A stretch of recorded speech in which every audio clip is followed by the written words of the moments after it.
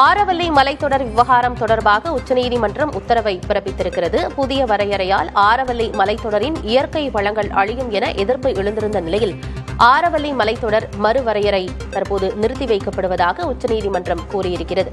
சுரங்கப் பணிகளையும் உச்சநீதிமன்றம் நிறுத்தி வைத்து உத்தரவை பிறப்பித்திருக்கிறது. மத்திய அரசின் பரிந்துரை நிறுத்தி வைக்கப்படுவதாகவும் சுரங்கப் பணிகளை நிறுத்தி வைக்கவும் உச்சநீதிமன்றம் தற்பொழுது ஆணையிட்டிருக்கிறது.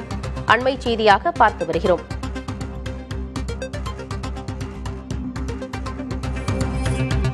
ஆரவல்லி மலைத்தொடர்களில் சட்டத்திற்கு புறம்பான சுரங்க வேலைகள் நடப்பதாக கூறி மலைத்தொடருக்கு பாதுகாப்பு வேண்டும் என கூறி உச்சநீதிமன்றத்தில் வழக்கு தொடரப்பட்டது. அது நீண்ட காலமாகவே நிலுவையில் இருந்த நிலையில்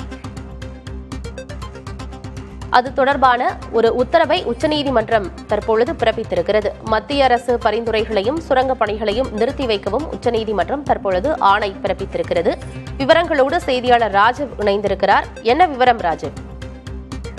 அனந்தி, டெல்லி, ராஜஸ்தான், குஜராத் உள்ளிட்ட பல்வேறு அந்த மாநிலங்களை இணைக்கக்கூடிய வகையில் ஆரவல்லி அந்த மலை பகுதிகள் வந்துட்டு இருக்கின்றது.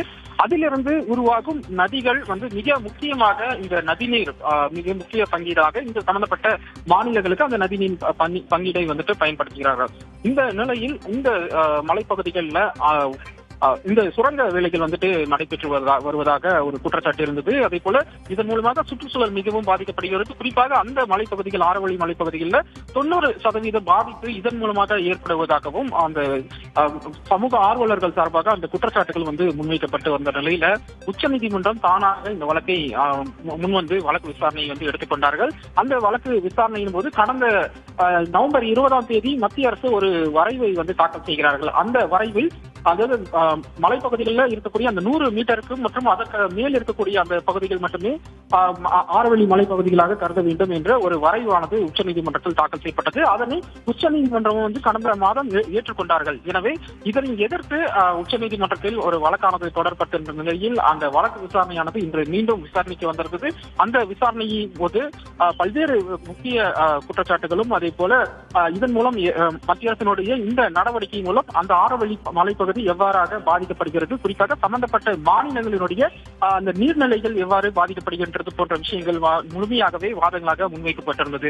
இதனை பதிவு செய்து கொண்ட உச்சநீதிமன்றம் தற்போது ஏற்கனவே மத்திய அரசு வழங்கியிருந்த அந்த வரைவை நிறுத்தி வைப்பதாகவும் அதே போல புதிய சுரங்க அந்த நடவடிக்கைகள் பணிகளை மேற்கொள்ளக் கூடாது என இதற்கு பதிலளிக்க வேண்டும் என மத்திய அரசுக்கு ஒரு உத்தரவை பிறப்பித்திருக்கின்றார்கள். மட்டுமல்லாமல் சம்பந்தப்பட்ட மாநில அரசுகளான டெல்லி, ராஜஸ்தான், ஹரியானா அதே போல குஜராத் ஆகிய மாநிலங்களுக்கும் ஒரு உத்தரவானது பிறப்பிக்கப்பட்டிருக்கின்றது. வழக்கு அடுத்த மாதம் ஒத்திவைக்கப்பட்டிருக்கின்றது. எனவே இந்த ஆரவல்லி பகுதியில் தற்போது இன்று முதல் இந்த உத்தரவுக்கு பின்பாக எந்த ஒரு மத்திய அரசு சார்பாக இந்த புதிய சுரங்க பணிகளை மேற்கொள்ள கூடாது என்பது தற்போது உத்தரவாக பிறப்பிக்கப்பட்டிருக்கின்றது. ராஜா, புதிய சுரங்க பணிகளை மேற்கொள்ள கூடாது என்று உத்தரவு பிறப்பிக்கப்பட்டிருக்கு. ஏற்கனவே அந்த பகுதியில் சுரங்க பணிகள் நடந்துட்டு இருக்கா? அந்த பணிகளுக்கும் இந்த உத்தரவு என்பது பொருந்துமா? கட்டாயமாக ஏற்கனவே சில பணிகள் மத்திய அரசு சார்பாக நடைபெற்று வந்தது. ஆனால் அந்த பணிகள் மூலமாக அங்கிருந்து உருவாகக்கூடிய அந்த நதிகள் மூலமாக பயன்பெறும் மாநிலங்கள் கடுமையாக பாதிக்கப்படுவதாகவும் குறிப்பாக தலைநகர் டெல்லி, ராஜஸ்தான், குஜராத் போன்ற மாநிலங்கள் இந்த குடிநீர் வசதிக்காக அதனை பயன்படுத்தி வருவதாகவும், ஆனால் இந்த மத்திய அரசினுடைய இந்த நடவடிக்கைகள் அதே போல புதிய சுரங்க நடவடிக்கைகளை மேற்கொள்வதால பல்வேறு சுற்றுச்சூழலும் பாதிக்கப்படுவதாக அதற்கான ஒரு பல்வேறு அந்த குற்றச்சாட்டுகளை முன்வைத்திருந்தார். எவ்வாறு பாதிக்கப்படுகின்றது போன்ற விஷயங்கள் நீதிமன்ற விசாரணையின் போது முன்வைக்கப்பட்டிருந்தது.